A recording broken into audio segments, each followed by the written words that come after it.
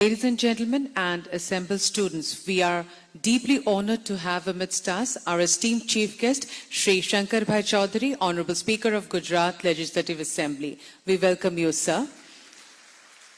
We would now like to felicitate our esteemed chief guest. I would request Shri Biswajit Duyamari, Honorable Speaker, Ahom Legislative Assembly, to kindly do the honors.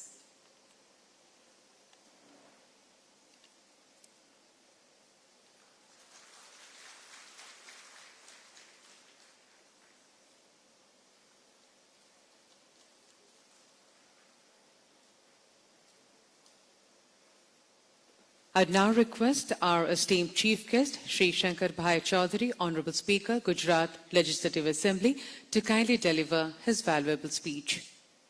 Young, dynamic, energetic and active Honorable Speaker Assam, Mr. Biswajit जी, अभी हमारी बीच में से निकले, हमारी assembly के नजदीक में आकर संबोधन किया। यूनिवर्सिटी के हमारे वाइस चांसलर मैनी गोपाल महंता जी, हमारे डेप्यूटी स्पीकर नुमलोन मोमिन जी, हमारे सेक्रेटरी, हमारे सीनियर एमएलए रविंद्र जी, इस असेंबली में आप सभी की सन्मुख कुछ बातें कर रखने का मुझे मौका दिया, इसलिए मैं स्पीकर साहब का धन्यवाद व्यक्त करता हूं। मैं गुजरात से आ रहा हूं, महात्मा गांधी की भूमि है, जहां से देश को स्वतंत्रता दिलाने का आंदोलन साबरमती आश्रम से स्टार्ट हुआ और एक वैचारिक क्रांति भारत देश में आई। उस धरती से मैं यहां आप सभी के बीच में आया हूं। मुझे बड़ी खुशी है कि मैं आने वाला भविष्य, आने वाला हिंदुस्तान, ये मेरी सन्मुख बैठा है। फ्यूचर का इंडिया कैसा है, ये आप सभी को देखकर एहसास हो सकता है। पूरा विश्व एआई की दौड़ में है और एआई के समय में लोकशाही की संसदीय प्रणाली और इनके माध्यम से हम अपना प्रोग्रेस कैसे कर सकते हैं, हमारे देश को, हमारे प्रदेश को कैसे आगे बढ़ा सकते हैं, एक आज का विषय भी है। कई बार तो लगता है कि क्या संवाद के आधार पर, डायलॉग के आधार पर, डायलॉग के सिस्टम से दुनिया चल सकती है? तो हां, अभी लोकशाही की संसदीय प्रणाली में डायलॉग से बहुत बड़ा बदलाव हम ला सकते हैं, बहुत बड़े काम भी हम कर सकते हैं। हमारी बहुत बड़ी समस्या है तो समस्या का उकेल भी हम डायलॉग के माध्यम से ला सकते हैं। तो संवाद के अलग अलग आयाम हैं। संविधान के आर्टिकल 208 में हर एक स्टेट को एक अधिकार दिया कि अपने प्रदेश का आप असेंबली में अपने रूल्स आप बना सकते हैं। आप अपने नियम बनाकर आप संवाद की प्रक्रिया कर सकते हैं और उसी संवाद की प्रक्रिया ये हमारी असम असेंबली है। हम अपने स्टेट का बजट भी बना सकते हैं। भारत सरकार की जो योजना है इनके साथ में जुड़कर, भारत सरकार से जो मदद मिलती है वो भी साथ में जुड़कर हम अपना बजट तैयार करके हमारा खर्च कहां पर होगा, हमारी प्रायोरिटी क्या क्या होगी, तो एक काम सबसे बड़ा बजट का जो है वो हम असेंबली के माध्यम से ये कर सकते हैं। असेंबली में बैठकर सभी एमएलए, जो प्रजा के चुने हुए प्रतिनिधि है, जो आप सभी में से आते हैं, वो साथ मिलकर पब्लिक को क्या क्या चाहिए इनके लिए पूरा बजट बनाने का काम वहां पर होता है। बजट पास करने का अधिकार भी उन्हीं को है और बजट बनाकर गवर्नमेंट को ये खर्च करने का अधिकार भी लॉ पास करके, बिल पास करके कैबिनेट को दिया जाता है, और कैबिनेट को जो पैसा दिया जाता है, जो अधिकार दिया जाता है, वो खर्च बराबर हुआ कि नहीं, उनकी अकाउंटेबिलिटी भी एजी रिपोर्ट के अलावा हमारी समितियों के पास में आता है, और हमारी कमेटी जो पब्लिक के जनप्रतिनिधियों की बनी हुई है, वो उनकी अकाउंटेबिलिटी भी देखते हैं, और अकाउंटेबिलिटी देखने के बाद दोबारा वो असेंबली में आता है, और असेंबली के संज्ञान में रख के उनके ऊपर जो कोई मुश्किली है, कोई डिसिप्लिन अनडिसिप्लिन है, तो उनके ऊपर एक्शन लेने का अधिकार भी वो कमेटी को और विधानसभा को है। तो ऐसा एक प्रजा अपने आप खुद अपना निर्णय कर सके, अपनी व्यवस्था कर सके, ऐसा एक काम है।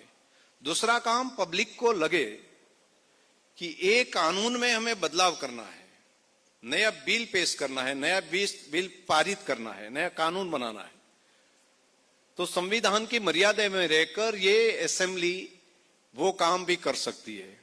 उनमें डिबेट भी होती है, और डायलॉग के माध्यम से कई बार तो गवर्नमेंट का बिल लाया है, वो गवर्नमेंट बिल में बदलाव भी करने का काम वहां पर चुने हुए प्रतिनिधि कर सकते हैं।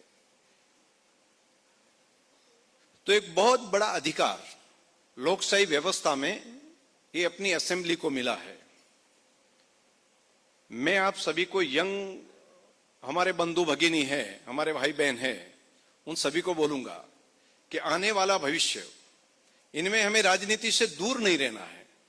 कई बार तो लोग राजनीति को देखते हैं तो थोड़ा मुंह ऐसे लगता है, अरे यार ये तो पॉलिटिशियन है, तो ऐसा नहीं रखना है। हमें इन्वॉल्व होना है, और इन्वॉल्व होकर उनमें बदलाव भी लाना है, और अपना फ्यूचर अपने आप ठीक करना है। और ये समय की मांग है। पूरा विश्व जिस ढंग से बदल रहा है, हमें भी बदलना है, तो बाहर बैठकर हम नहीं कर पाएंगे। आने वाले समय में हमें इन्वॉल्व होना पड़ेगा, और पॉलिटिशियन भी कैसे आने वाले समय में पब्लिक एक्सेप्ट करेगी। तो आने वाले समय में ज्ञान वाले एमएलए जो आएंगे, जो प्रतिनिधि है, वो इंटेलेक्चुअल आएंगे, तभी वो नई दिशा पकड़ सकते हैं। पॉलिसी बनाने का काम जो पॉलिसी मेकर है वहां पर, तो वो पब्लिक समाज जीवन में आते हैं, तो समाज जीवन में से जो चुनकर जो आते हैं, उनमें ऐसी टैलेंट आनी चाहिए कि वो टैलेंट पूरा स्टेट को बदल सकते हैं, पूरे स्टेट को आगे ले जाने का काम कर सकते हैं, और हमारा फ्यूचर भी आगे बढ़ा सकते हैं। तो राजनीति में भी आने वाले समय में अभी जो शुरुआत हुई है, ऐसा नहीं है कि जो बाप है तो उनका ही बेटा आएगा। उनसे अलग कॉमन पब्लिक में से भी जनप्रतिनिधि चुनकर आ सकते हैं, और वो आगे बढ़ सकते हैं। हमारे देश के प्रधानमंत्री नरेंद्र मोदी जी उनका बेस्ट एग्जाम्पल है कि कॉमन फैमिली में से आकर वो अभी देश के प्रधानमंत्री तक वो पहुंच सके हैं, और अभी स्कोप भी ओपन हुआ है। तो हम अलग अलग फील्ड में तो काम करते हैं, हम इंजीनियर बन गए, हम डॉक्टर बन गए, हम मैनेजमेंट की स्किल में हम गए, हम साइंटिस्ट बन गए, लेकिन एक ये पार्ट भी है कि ये फील्ड में भी प्लान करके हम जा सकते हैं। सभी को लगता है कि हमारी पास में टैलेंट तो है, काम करने की क्षमता भी है, लेकिन अपॉर्चुनिटी कैसे मिलेगी। तो एक समय जो था अपॉर्चुनिटी दूसरे को देने की व्यवस्था जो मोनोपोली जैसा था, लेकिन पूरे देश में अभी राजनीति बदल रही है। अभी अपॉर्चुनिटी ऑनेस्टी और एफिशिएंसी दोनों के आधार पर, आने वाले समय में ऑनेस्टी और एफिशिएंसी दोनों के आधार पर राजनीति में नए डोर ओपन हो रहे हैं।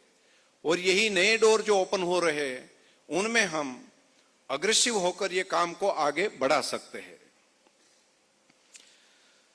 दूसरा, लीडरशिप डेवलप होती है।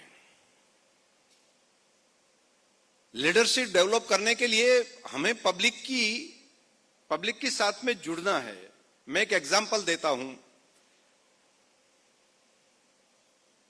महात्मा गांधी विदेश से जैसे इंडिया में आए, पहली बार स्टीमर में गुजरात के एक समुद्र किनारे पर उतरे, अंग्रेजों का शासन था, पूरा देश स्वतंत्र होने की कगार पर था। यहाँ पर जन आंदोलन छोटा मोटा चल रहा था। तिलक महाराज और कुछ फ्रीडम फाइटर है, उन सभी ने बताया कि ये एक ऐसा लीडर है कि वो अफ्रीका से अंग्रेजों के सामने बहुत बड़ी विजय पाकर वो भारत में आ रहे हैं और यहाँ पर भी वो जन आंदोलन का हिस्सा बने। महात्मा गांधी आए तब वो सूट बूट पहन के आए थे, वहां पर पहनना, वहां पर पहनवेश तो वैसा ही था। लेकिन जैसे वहां पर नीचे उतरे, भारत को देखा, तो भारत के लुंगी पहनते थे, धोती पहनते थे, पगड़ी पर लगाते थे भारत के लोग। तो उन्होंने वो सूट बूट वहां पर निकालकर पहली बार धोती और पगड़ी पहनकर भारत में एंटर हुए। पूरे भारत का भ्रमण किया और पूरे भारत का भ्रमण करते करते कुछ चीजें उनके ध्यान में आई तो उनको एक्सेप्ट किया। और महात्मा गांधी जी ने फिर धीरे धीरे तो पब्लिक के साथ में जुड़ने के लिए कुछ प्रतिज्ञाएं भी की कि हम जैसे हमारे देश के पब्लिक है उनको कपड़े पूरे बदन को ढांकने को नहीं मिलेंगे तब तक मैं अपने शरीर पर कोई भी कपड़ा नहीं रखूंगा।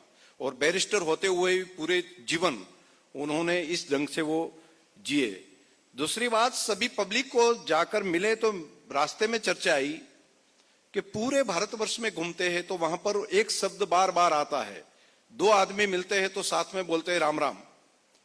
कन्याकुमारी में भी वो होता है, कश्मीर में भी वो होता है, गुवाहाटी में भी वही होता है, गुजरात में भी वही हो रहा है। तो एक राम के साथ में सभी जो आदमी मिलते हैं तो राम नाम से जुड़ते हैं। तो प्रार्थना जीवन में उन्होंने इन्वॉल्व किया और रघुपति राघव राजा राम करके एक प्रार्थना जीवन का हिस्सा बनाई। और पूरे भारत का जो आंदोलन अंग्रेजों के सामने चला उनमें ये प्रार्थना अहम रही। मेरी आपसे प्रार्थना यही है, मैं प्रार्थना करवाने का नहीं बोल रहा हूं, लेकिन मैं बोल रहा हूं, आपको रिक्वेस्ट कर रहा हूं कि हम दूर बैठकर दुनिया बदलने का जो तरीका हम देखेंगे तो नहीं हो सकता है, लेकिन इन्वॉल्व जो हम होंगे तो ये पूरा का पूरा माहौल बदल सकता है।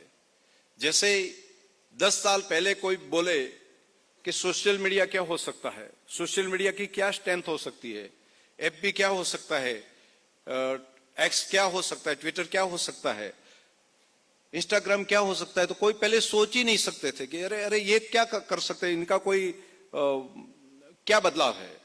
तो प्रिंट मीडिया के बाद जब इलेक्ट्रॉनिक मीडिया आया तो इलेक्ट्रॉनिक मीडिया आने के बाद लगा कि जो टीवी पूरा देश बदल देगा, लेकिन सोशल मीडिया इतना बड़ा बदलाव ला सकता है ये कभी किसी ने सोचा नहीं था। आने वाले समय में एआई पूरा समाज जीवन, पूरा राजनीतिक जीवन और पूरी इकोनॉमी, इन पर बहुत बड़ी असर डालने जा रहा है। तो हम काम जो भी करें वहां पर एआई के साथ में जुड़ना है, उनके नेगेटिव पॉजिटिव दोनों पार्ट है, लेकिन उनसे अलिप्त नहीं रहना है। वैसे ही राजनीति से भी हमें अलिप्त नहीं रहना है। आप सभी को एक बहुत बड़ी बात मैं बता सकता हूं कि हम आंदोलन करके बहुत बड़ी हिंसा के बाद, बहुत बड़े लड़ाई करके, दो देश की सैन्य सामने लड़कर जो कर सकते हैं उनसे ज्यादा परिणाम डायलॉग से आता है। बिना लोई बहाए अगर कोई क्रांति हो सकती है तो संवाद से हो सकती है। बिना लोई बहाए अगर कोई बहुत बड़ा बदलाव हो सकता है तो डायलॉग से हो सकता है। और ये एग्जाम्पल कोई एक दो नहीं है, बहुत सारे पूरी दुनिया में है कि जहां पर दो देश सामने सामने आए, लड़ाई लड़े, लेकिन वहां पर कोई बदलाव नहीं आया, लेकिन टेबल पर बैठे डिस्कस हुई, डिबेट हुई और परिणाम आया। तो ये हमारी असेंबली जो है वो भी जो लोग चाहते हैं कि हमें कुछ नया करना है, अच्छा करना है, औरों के जीवन में हमें नई क्रांति लाना है, औरों के जीवन में हमें खुशियां लानी है, तो ये डायलॉग के माध्यम से बहुत बड़ा काम हो सकता है, बहुत इफेक्टिव काम हो सकता है। विधानसभा में एमएलए बनने के बाद एक क्वेश्चन ओवर रहता है। मैं मानता हूं कि यहां पर भी क्वेश्चन ओवर हो सकता है, जीरो ओवर भी कई कई असेंबली में है। तो जो प्रश्न का उकेल हम बहुत बड़ी मेहनत करते हैं, आंदोलन करते हैं, फिर भी नहीं हो पाता है, लेकिन यहां पर एमएलए आकर एक बार वहां पर प्रश्न डालते हैं, प्रश्न डालने के बाद मिनिस्टर जवाब देता है और उनमें पूरक प्रश्न में वो बोलते हैं कि नहीं, आपका जवाब ये है, लेकिन स्थिति ग्राउंड पर ये नहीं है, आपको ये करना पड़ेगा। और जब वो कमिटमेंट करते हैं वो मंत्री कि हाँ ये काम हम कर देंगे, तो ये कमिटमेंट बाहर बोलते हैं और असेंबली में बोलते हैं, उनमें बहुत बड़ा फर्क है। असेंबली में एक बार जो बोल दिया कि ये काम मैं कर दूंगा और वो नहीं करते हैं, तो विशेष अधिकार भंग का एक्शन भी लिया जा सकता है। खातरी कमेटी जो है, कमिटमेंट कमेटी है, वहां पर जाता है और जो सरकार के ऊपर भी एक्शन लेने का अधिकार पब्लिक के जनप्रतिनिधि को है। ऐसा अधिकार ये डायलॉग की सिस्टम में है। तो ये असेंबली जो है, वहां पर हम बहुत बड़े काम करवा सकते हैं। मेरी तो आप सभी से गुजारिश है कि आने वाले हिंदुस्तान को अगर सक्षम बनाना है, तो हमें भी धीरे धीरे रहकर इस सिस्टम में इन्वॉल्व होना पड़ेगा। और देश के प्रधानमंत्री मोदी जी ने इस बार बताया है कि हम हजारों की संख्या में नए यंग युवा युवती को पॉलिटिक्स में इन्वॉल्व करना चाह रहे हैं।